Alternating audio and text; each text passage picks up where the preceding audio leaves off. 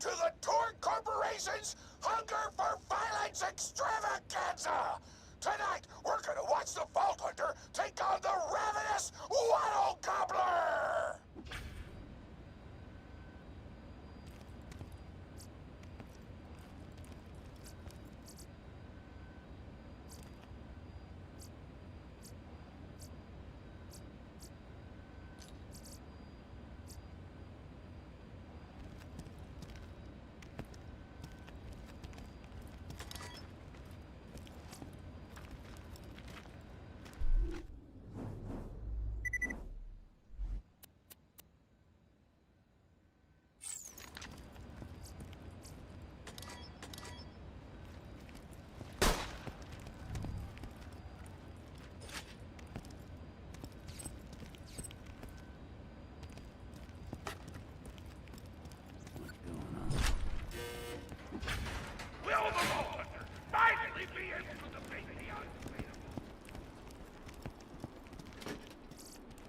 Please insert any donated organs into the receptacle below.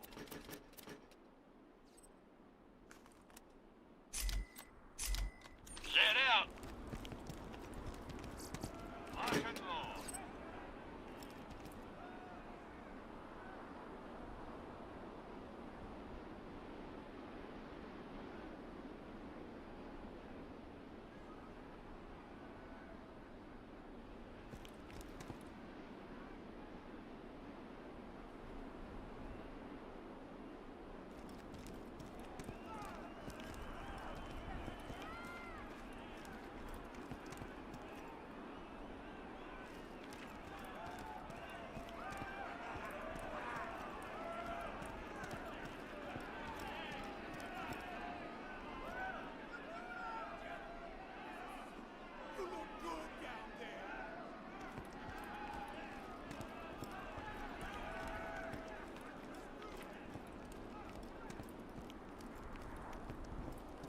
You can never be too well armed.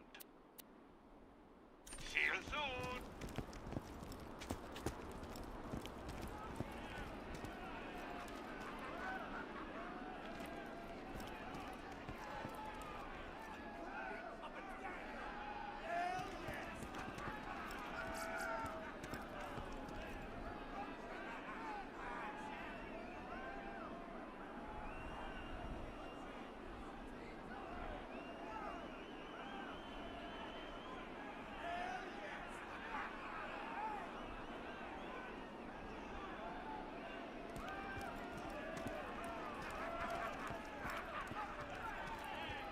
But first, I'm interviewing the only tour contestant to survive a showdown with the Gobbler.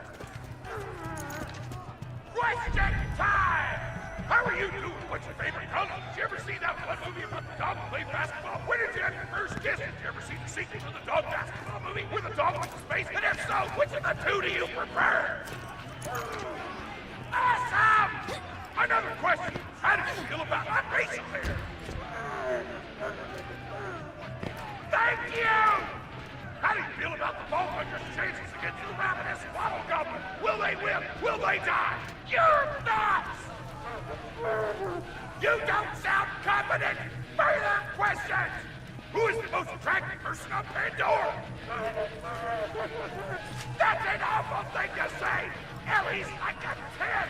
Try expanding your definition of beauty, you chump! No! I'm done talking to you! Your grasp on body politics is lacking at best! Oh, looks like we're out of time! We'll be right back after a word from our sponsor!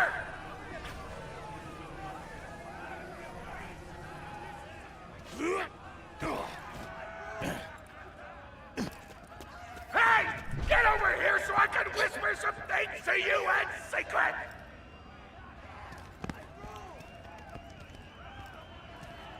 Really?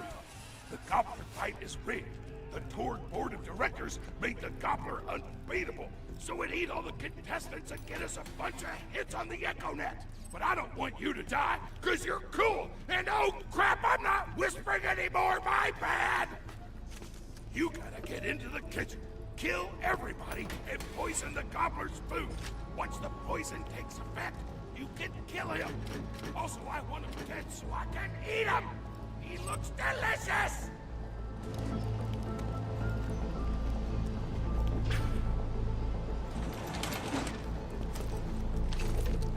And we're back.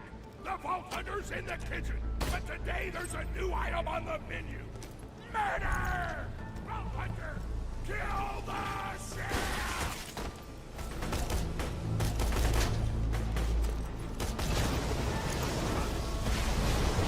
How can I snap your neck if you don't have one? Bring me a bucket and I'll...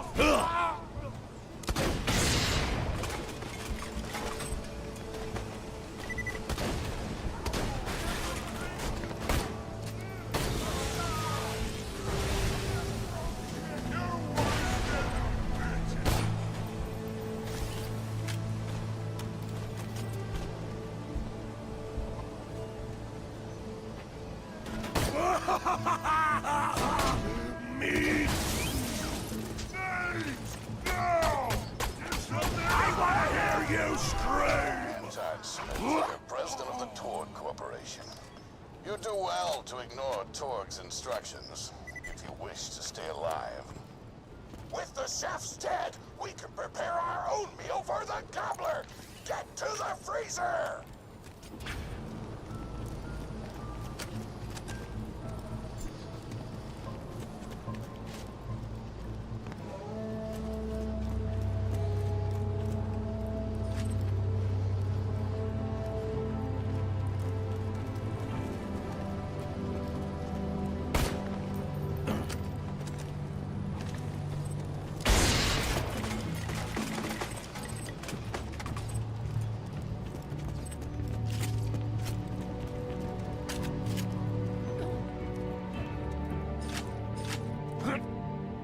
Damn, that door's locked! Let me activate my remote lockpicking program! Lockpick! Look into my eyes when I...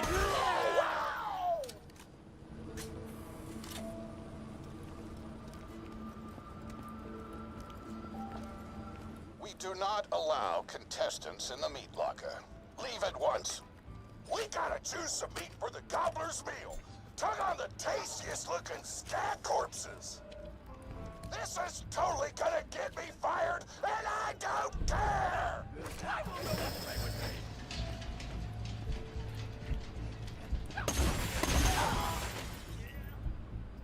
Unforgivable! Unforgivable!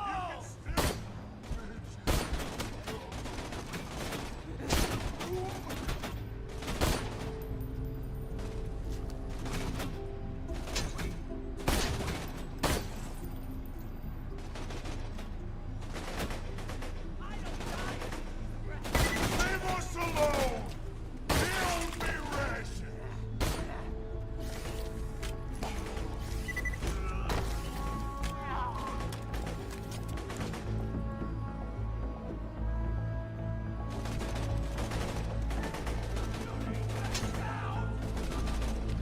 Eyes like grapes!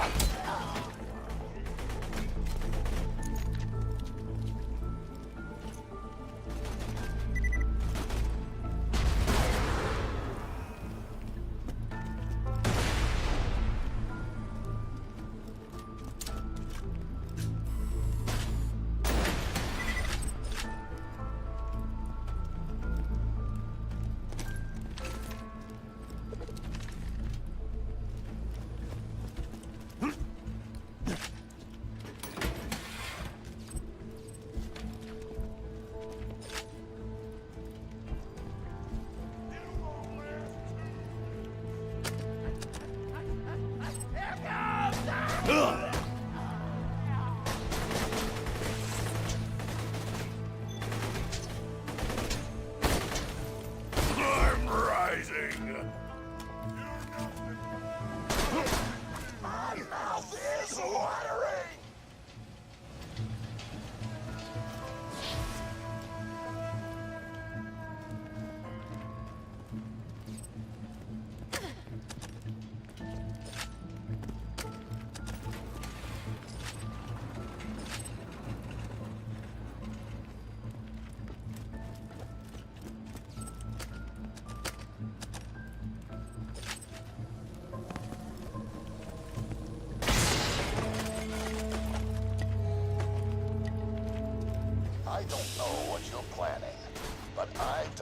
like it.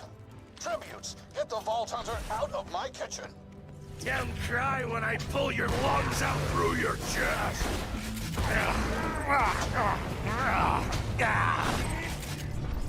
Hot diggity! Those dudes didn't stand a chance.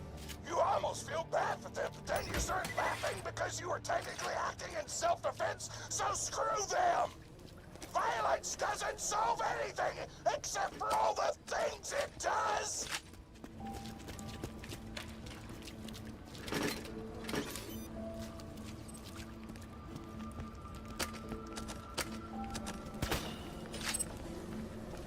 Now to grind up the meat, get to the kitchen!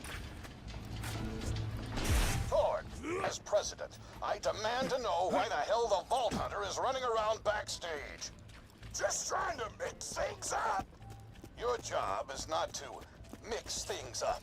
Your job is to flex your muscles and do air guitar solos, idiot. Words can hurt!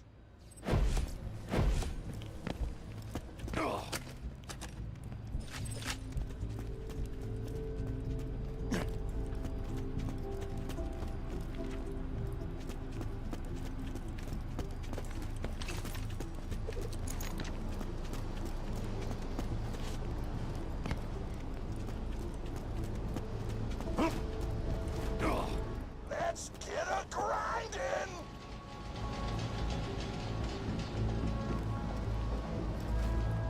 Grinder!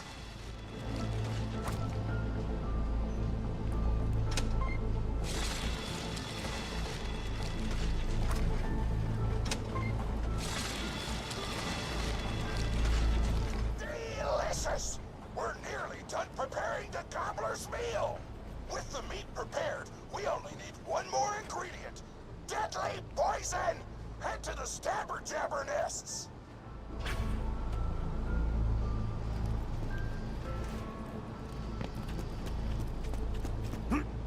I ran out of explosives, so I'm actually going to open this door remotely without blowing it up!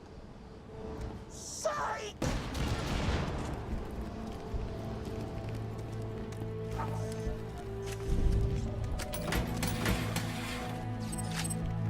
You know you're following an idiot, yes? Torg created his explosive gun tech, then sold it to us for $12 and a high five. We kept him on purely for PR reasons. But you both outlived your usefulness. Tribute, kill.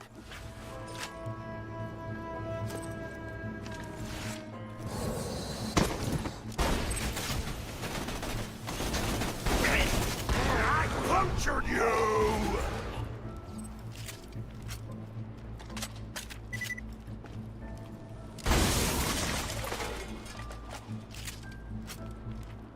When God closes a door, I blow it the up! Hey, make sure to get a slag whipping on the way.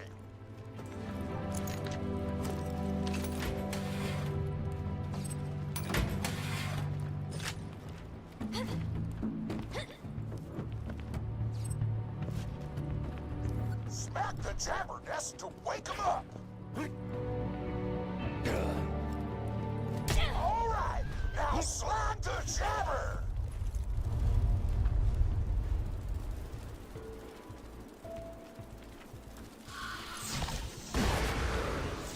Kill it before the slag wears off. You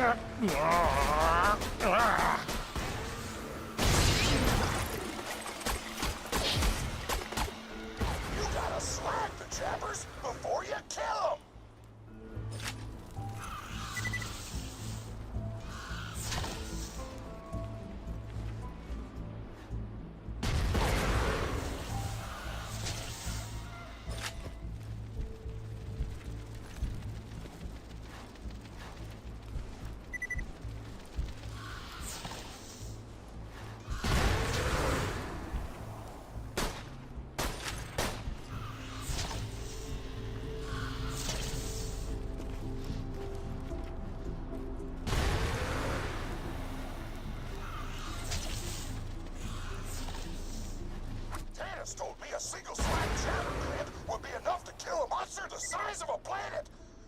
get a few more!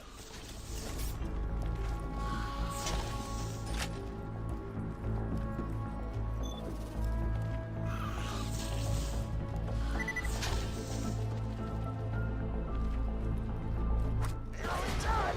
I can almost taste the gobbler now!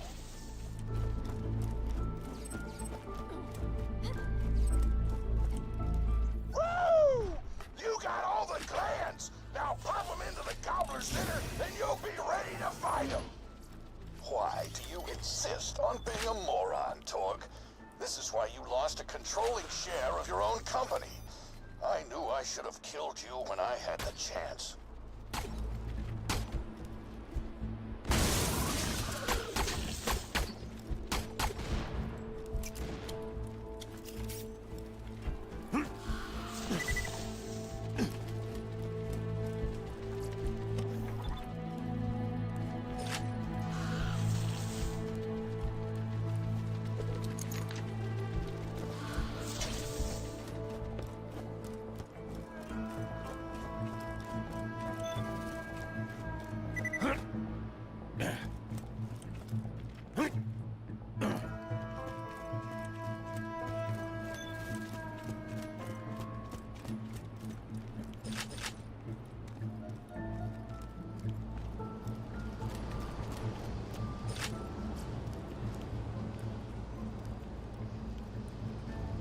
Feeling overburdened by money?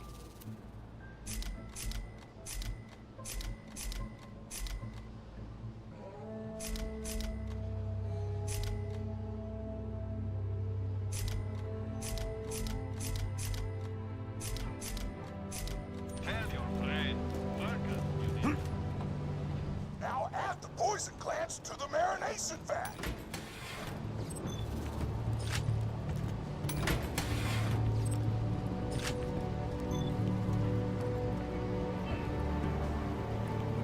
Hit that button to marinate the out of that meal.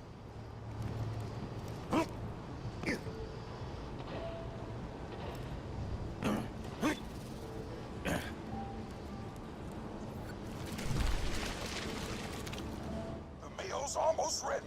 Let's get cooking. Start the conveyor of cookery.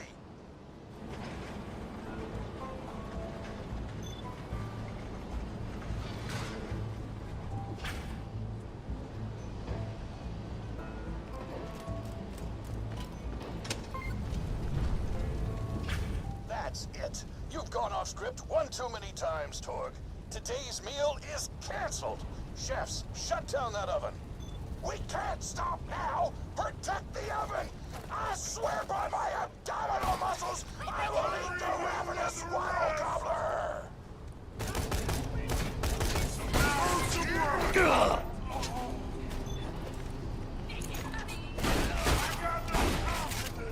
Don't let those food stomps destroy our culinary masterpiece. I made finger pizza just for you.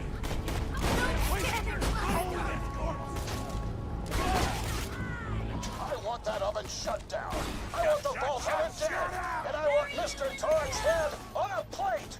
They shut down the oven. The food is getting cold.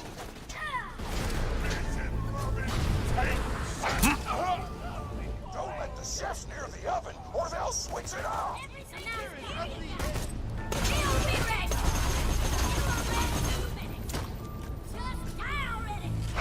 You can't stop me. Don't let the chefs near the oven or they'll switch it off. Eat my wrath.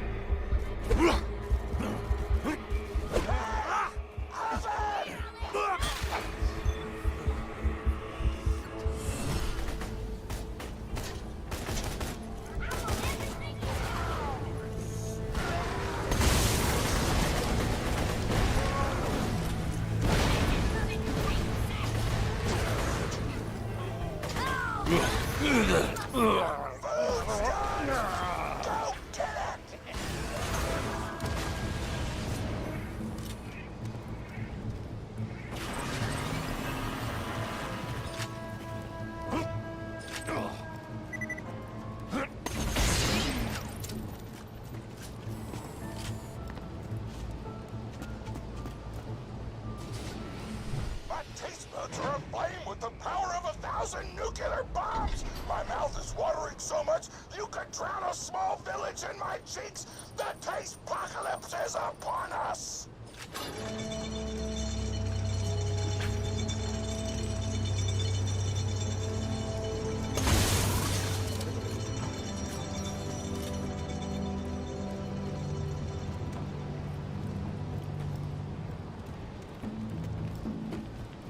Kill that gobbler, Torg. It'll be your last meal. The board of directors and I can guarantee that. You can buy from me. I'll always buy guns you don't need.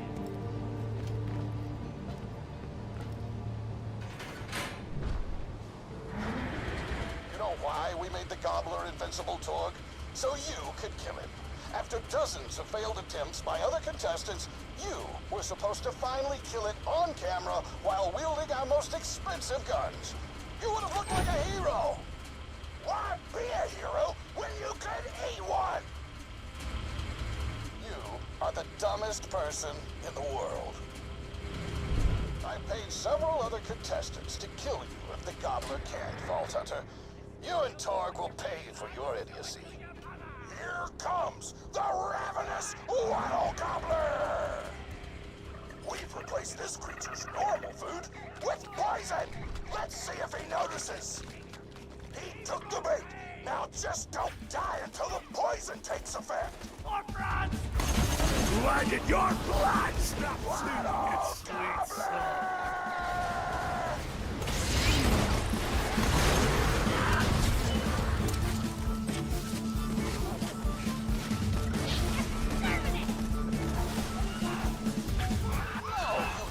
Mercs, don't shoot the gobbler, shoot the Vault Hunter! The poison's working! It's working! The gobbler is killable! Let the taste-pocalypse begin!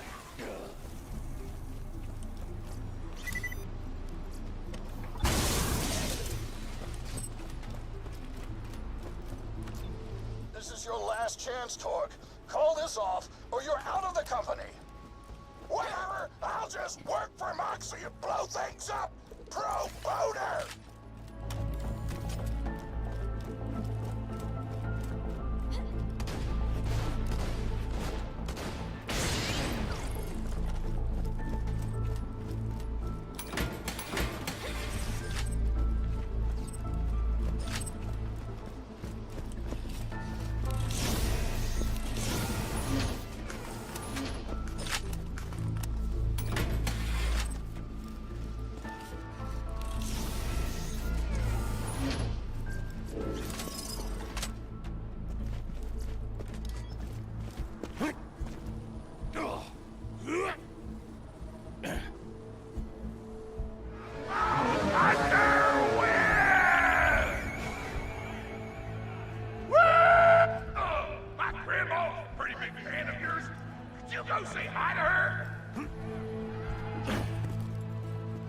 Oh man, it's the Vault Hunter! You are awesome! Didn't you fight Terramorphous? I fought a big creature like that once. He was a big whale squid with 100 tentacles. You ever fought anything with tentacles? Oh, of course you have. Terramorphous had tentacles, how silly of me. Now, where was I? I am so sorry! All right, the whale creature. His name was Blowhole the Apocalypse. I called him the Apocalypse for short. And he attacked my hometown of Tsunami's Edge when I was but a little girl. You ever been to Tsunami's Edge? Great town, nice beaches, great food, and the cost of living is just so low. Even being a single grandmother and working part-time in a scat meat processing factory, I was still able to provide for little Mr. Torg. We may not have been able to afford the finer things in life, like food, but we got by. After all, Mr. Torg and I didn't have anything but one another after that horrible gas leak blew up the iridium mine, killing my son and his lovely wife.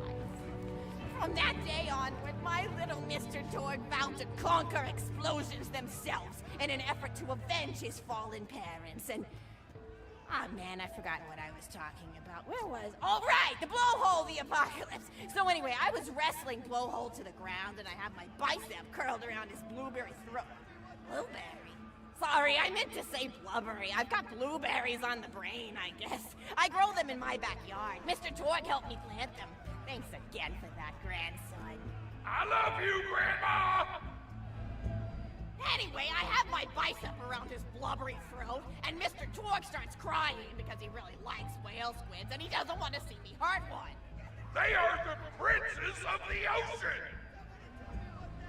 So I let the whale go after giving it a punch in the eyeball so he'll remember me, and it swam away into the ocean. And then I had Mr. Torg drive me to the ice cream parlor. He got me Rocky Road, because Rocky Road's my favorite. I'm extremely partial to the way the marshmallows act like little landmines of flavor amidst the battleground of chocolate. What's your favorite flavor of ice cream? Is it pistachio? I bet it's pistachio. Oh, that reminds me! You'll never guess who I saw today! Pistachio the Amazing! He's a magician who studied under Crazy Earl, so he's got that weird mustache, you know, but I saw him make a rack hive disappear. A whole rack hive! I said to Mr. Torg, Mr. Torg, wasn't that amazing? And he said, yes, it was, Grandma. Didn't you say that, High Five? You remember saying that? I remember, Grandma! And we stood in line afterward and got his autograph, and I thought I had it somewhere around here, but it's probably in the attic. I really ought to go up there and clean it out one of these days. I have so many little keepsakes up there. You're paying attention, right? Say, what's my favorite flavor of ice cream? Oh, so you are listening. How wonderful. You're an even better listener than my old pet rack, Beasto. Beasto was such a sweetie. You ever had a pet rack? If you can tame them, they are the sweetest pet you'll ever have. He used to just sit on my shoulder and bite chunks of flesh out of my neck to pass the time. I still remember the way he used to tweet. He went, tweet, tweet. It was so cute.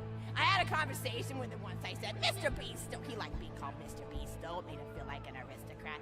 I said, Mr. Beasto, you're looking very cute today. And he said, oh, thank you, that's so nice. Or he tweeted in a way that made me know that's how he felt. And then he lowered his little head like he was taking a bow. It was adorable. Beasto was my third pet rack. First I had Woody. He got hit by a train. Then I had Anita. She got shot up trying to take vengeance on the train that killed Woody. And then I found Beasto making little poops on the windmill outside our house.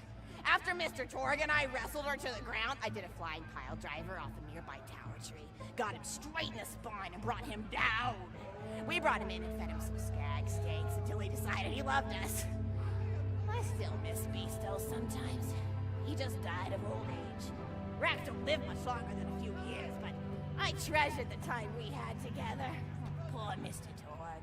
When Beasto died, he cried for a week. The kids made fun of him at school, but I told him not to pay them any mind. Being in touch with your emotions is not a character flaw! That's right, High Five. Is something wrong? You look confused, Vault Hunter. Oh, you probably haven't heard anyone call Mr. Torg High Five before. The world may know him as Mr. Torg, but the Flexingtons always refer to him using his middle name. It's a Flexington family tradition, after all, to use your grandfather or grandmother's name as your own middle name. And my husband, High Five Flexington, God rest his soul, was the best grandfather Mr. Torg could have asked for before he passed. He taught Mr. Torg dang near everything he knew about firearms. Without High Five's teachings, I don't think the Torg Corporation would exist at all. Gosh, I still remember the first gun Mr. Torg tried to make after his parents died. A Jacobs shotgun with a stick of dynamite attached to the barrel. Torg nearly blew his face off, but he got up, dusted his mustache off, and swore that by the time he reached the age of 11, he would make a gun that fired explosions without killing the operator. And by golly, he did! It took a couple of dozen prototypes before he got the right combination of gun parts and explosives, right? But once he did, woo-wee! I'll never forget the plume of smoke that used to be my neighbor's homestead. They were jerks, though, so it's okay. Gosh, I've been talking your ear off for some time, haven't I? It's so kind of you to listen for this long. I've taken up too much of your time already. Please don't feel like you have to stick around any longer. As a matter of fact, take this for giving this old woman some company. Woo!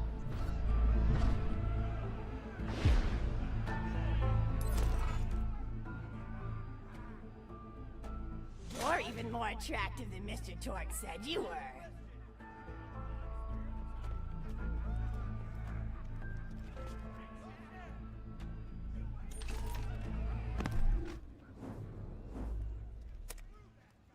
You're not busy.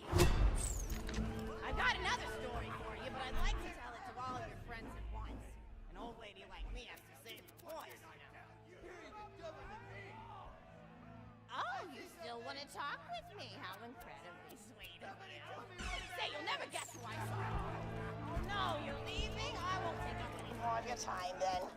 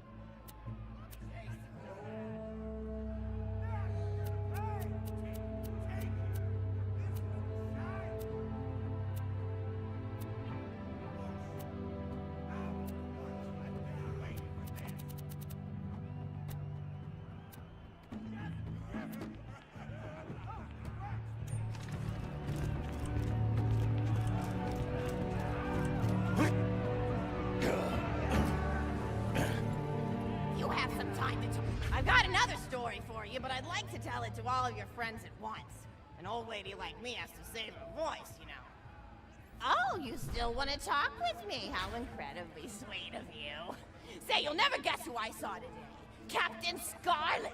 She was robbing my retirement home with a few other brigands, and I recognized her from her wanted poster, and I said, "Oh, hey, you fought the Vault Hunter, didn't you?" And she bowed all elegantly and said something like, "Indeed I did, madam," and said that you were really good at fighting, and that you beat her fair and square. She didn't seem to harbor much of a grudge about it. Nice girl. You should think about meeting up with her again if you're not shacked up with anybody, you know? I mean, of course, you probably are. Gorgeous hunk of a Vault Hunter like you. I bet you're beating away suitors left and right. Look, you're blushing. Oh, I could just eat you up. Mr. Torg was so scared of trying to get a date for such a long time. He used to go to parties in high school and just stand in the back without talking to anybody. I am an introvert! I tried to tell him, I said, don't worry about chasing love. If you chase your dreams, then love will follow. See, that's the thing people don't get. You watch Echo films and they're just awful. They teach you that the only way to be with someone is just to pursue them over and over until they decide they like you. In reality, you know when you like someone almost immediately. You can't really convince somebody to fall in love with you. You just look like a stalker. But if you do things that you're interested in, like making guns that explode or killing mercenaries, then people will see that confidence and skill you have, and they'll be attracted to it. There's always a fine line between that kind of confidence and narcissism, you know? There's nothing worse than somebody who wants to be famous. I remember when Mr. Torg first sold his weapons tech to that board of directors, he was pretty egocentric for a while. Taking pictures of himself and posting them to the EchoNet all the time. Trying to hobnob with every celebrity that used his weapons. He came back home one day with a supermodel under each arm, and I said, "Mr. Torg, what are you doing? You've lost sight of who you are. It's been weeks since you actually created a new gun," I said. And it was true. He'd been more obsessed with being well known for doing something great than with actually doing something great. It was a dark point in my life. Thankfully, High Five listened to me and got to work on what would eventually become the Kerblaster. You a fan of the Kerblaster? That was always my favorite. That and the Flacker, which I know a lot of people hate. But there's more to combat than just brute efficiency in this old lady's eyes. Style counts for something. And there's nothing quite like filling the air with tiny little explosions. It's like a fireworks show, except the deaths aren't as sad and unexpected. Actually, that reminds me, now that you're here, I wanted to throw some ideas at you for feedback. I'm a playwright in my spare time, and I'm trying to write a story about an up-and-coming tournament fighter who tries to find love in a gladiatorial arena. And I figure you've got a lot of experience, so your feedback could really be valuable. So the play is called Broken Hearts and Broken Necks. Scene 1. Fade in on an arena, just after a battle. Body parts litter the stage. A lone warrior stands in the middle of the stage. A spotlight illuminating her blood-stained armor. She stands, holding her sword triumphantly aloft. Valkyrie. Is there no warrior who can challenge me? Must I be destined to spend my life as the strongest, the bravest, the most invincible warrior this galaxy has seen? For I am Valkyrie, scourge of the gladiatorial games! Exultant Valkyrie, as she shakes her head in despair. From stage left enter Noda, a janitor with a heavy heart and an even heavier conscience. He begins sweeping the body parts into a bin, which is colored green, and remember that because that's a symbolic color in combat, until melancholy overtakes him. He drops his push broom to the floor and falls to his knees before delivering a heart-wrenching soliloquy. The blood cannot be washed away. Not before and not now. Even as I attempt to escape the past, which haunts me still. Must I live forever as a fraud, sweeping up the trash of others to hide my shame and avoid my pursuers? Must I forever remain on the periphery of joyful combat, ever watchful but never participating? With a clatter of armor, Valkyrie re-enters the stage right. Valkyrie. Good morrow, lowly janitor. I heard a noise and thought it worth investigating. Oh, great Valkyrie, 'twas nothing but the wails of those souls you released from their bodies tonight. Souls that wail in agony as they fly upward to Valhalla. Fools! What have they to wail about? Their agonies are over, ended at the point of my sword. Mine, however, have only yet begun. For it is lonely at the top, and an unchallenged life is a boring one. No done, aside. If only I were able to tell her my true identity, I would give her a fight she would not soon forget. Back to that. Yes, ma'am, boredom is the true dread. May you one day find challenge in combat. Stupid. Giant two-armed bastard sword with almost no end. Valkyrie aside. What is this? Excellent. Stage left. Valkyrie. What strength this janitor possessed? Who is he to pick up a bastard sword with 2 fingers? What hidden power does he hold? What secrets does he keep? I will endeavor to uncover his past, in the hopes that our swords may cross in battle!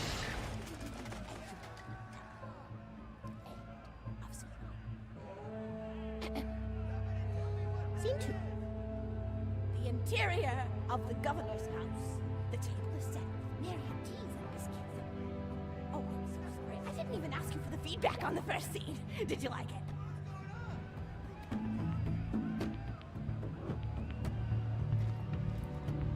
Oh, wonderful. I'll continue then. Scene 2. The governess enters from stage left. Governess. I refuse to respond to these absurd accusations. Her husband looks at her quizzically. Governor. And what accusations may those be? Governess. Actually, you know what? I don't think I'm ready to get feedback on the play yet. But what about you? What are you up to? Tell Grandma Flexington all about it. I bet you've had some amazing adventures. Mr. Torg told me about the time you all played bunkers and badasses together. He said it was one of the most fun and welcoming experiences of his life. Grandpa! You're embarrassing me! Sorry, sweetie, but really, you and the Vault Hunters are his first real pals. It wasn't easy for Mr. Torg to make friends at school when he had facial hair at age 8, pecs at 8.5, and dead parents by age 9. People found him intimidating, but I told him that he should be thankful for the fact that he looks different. Anyone who wouldn't be friends with you based on appearance wouldn't be a very good friend anyway. Forever. But he really does like hanging out with all of you. Most people these days want Torg to pose for pictures or blow something up by flexing at it. It's not often he gets to sit down and play games with people. Oh, speaking of games, did you play Going Back to the House yet? It's a new echo simulation about exploring a log cabin you lived in when you were a kid. There's no violence or anything. You just walk around looking at cereal boxes and remembering people you made out with. I really like where Echo Sims have gone in the past few years, don't you? There seem to be a lot more of them with interesting things to do beyond shooting people, and the writing has gotten so tight and concise. For instance, did you ever play The Samurai's Marker? The whole game's story was delivered through haiku. Did Zero write it or something? No, I'm just joshing. I know you're too busy for that. But oh yeah, I was playing at the end of the pointed gun last night on my Echo Sim player, and wow, is that funny. It's about a guy who punches people and smacks himself in the face with doors. Easily one of the best punch-related comedy sims ever. But oh, I'm really looking forward to this game called Robot Hunter Assault Squadron, which is this big randomized survival game about throwing bottles at trees and accidentally scaring birds. In the demo version, I scared a bird so hard it died. 10 out of 10 in my book. But what kind of things do you do for fun? You play any sports? You look like you might be into some of the more extreme stuff, like spine hurdling or psycho head volleyball. I knew an athlete a lot like you when I was younger. Her name was Nija, and she was especially gifted at the giblet toss. That's an old pastime we had back when I was younger. Idea was you punch a convict, and then see how far you could make their viscera fly across a big field. You got points based on distance and the size of the viscera. She won the final round of the giblet toss championship by getting a left eyeball to cross the 300-meter mark. They said she was juicing with Iridium, but I think they were just angry that she dethroned the reigning champ, misogynistic Jeff. People really liked him for some reason. Hey, what's your favorite food? Mine's burgers, personally. People look at you like you're a pleb or something when you say you like burgers, but just think of all the things you can do with them. You can change out the patty, play around with the toppings, change what sides you have. You ever have a burger with veggie chips? Gosh, I all but forgot about fries for about a year after I discovered the veggie chip combo. And I'm not a vegetarian or anything, but those veggie patties they make on the more upper-class worlds are crazy good. Better than real meat if you cook it right. Mr. Torg tried to be vegetarian once after he saw a fluff bear get run over by a truck. How long did you last again? 12 seconds! Shut up!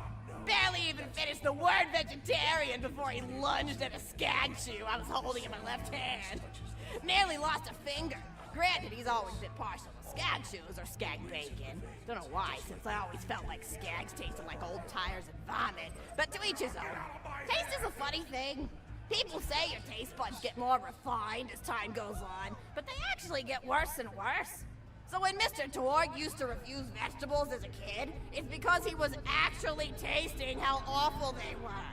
When we old folks eat vegetables, we're only okay with it because we can't taste all the gross vitamins and stuff. Granted, vitamins are what have kept me going for as long as I've been going. You get enough B12 in your system and you can head for a freight train without so much as a bruise. That reminds me, I need to get my pills ready for the rest of the week. I have one of those little metal containers split into different sections for each day. It's really helpful. And the sides are sharp enough that I can use it to ward off burglars if I need to. What else do I have to do this week? Probably head to the bazaar, pick up some frozen spider and flanks. Gotta bring my coat, though, because it gets kind of chilly in the freezer section. What else do I need? Oh, I need Schwartzman's candy drops. Gosh, those are delicious. They're so smooth and sweet. Just thinking about them, I could go for one right now, couldn't you? Do you think you could go find me one?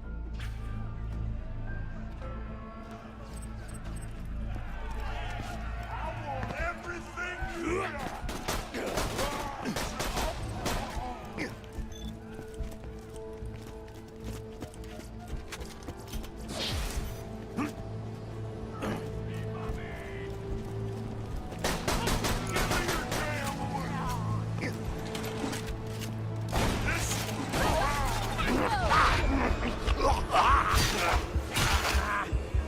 Open your veins!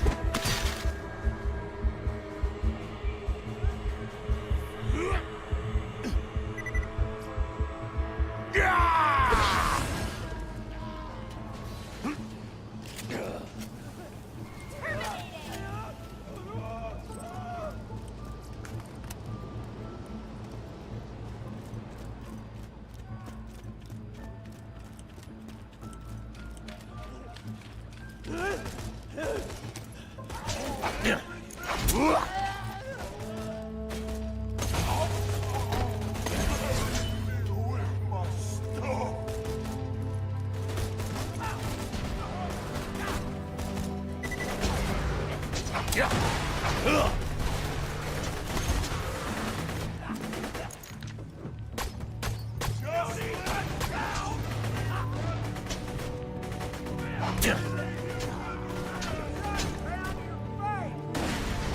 make me such beautiful misery.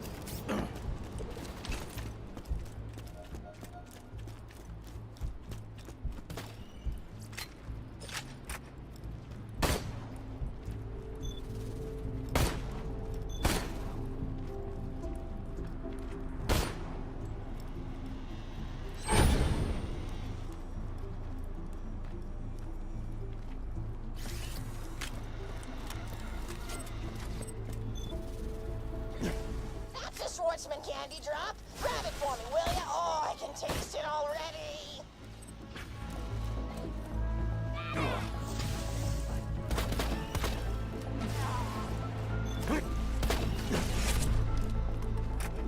Nice one, boy. Oh, wonderful. Bring it back here and I'll finish my story. Attaboy.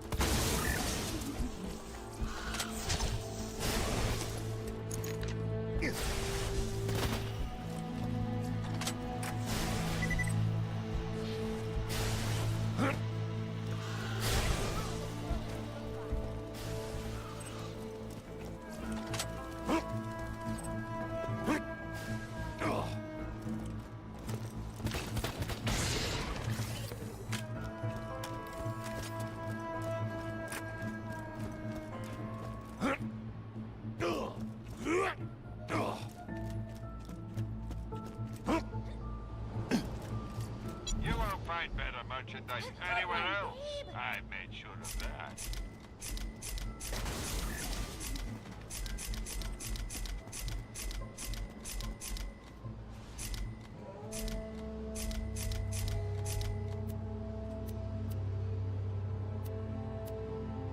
I'm sure we'll be doing this again.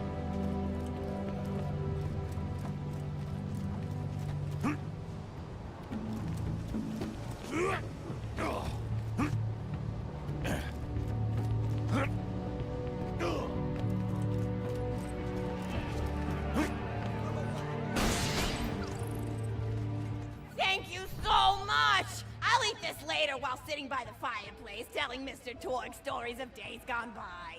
There's just nothing like a good roaring fireplace, is there? Something healing and safe. Maybe that's why our family likes explosions so much. They're basically just big fireplaces. Every explosion feels just like coming home. Oh, maybe that'd be a good slogan for the Torg Corporation. Don't you think, High Five? Ah! Oh, don't be silly. It's a wonderful slogan and you know it. I used to come up with slogans for a living when I was in my teens. I came up with the jingle for Professor Gunsight's Can't Miss Scopes. How'd it go again? Oh, yeah! If you try to shoot but you miss a lot, then give Professor Gunsight Scopes a shot. And then they played a gunshot sound effect and someone going, ah! It was cute. But gosh, I've been talking for a while now, haven't I?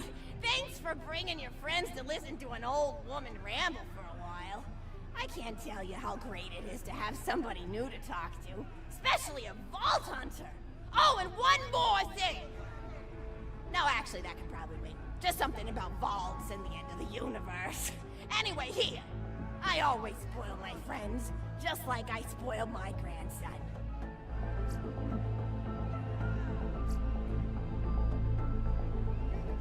Enjoy!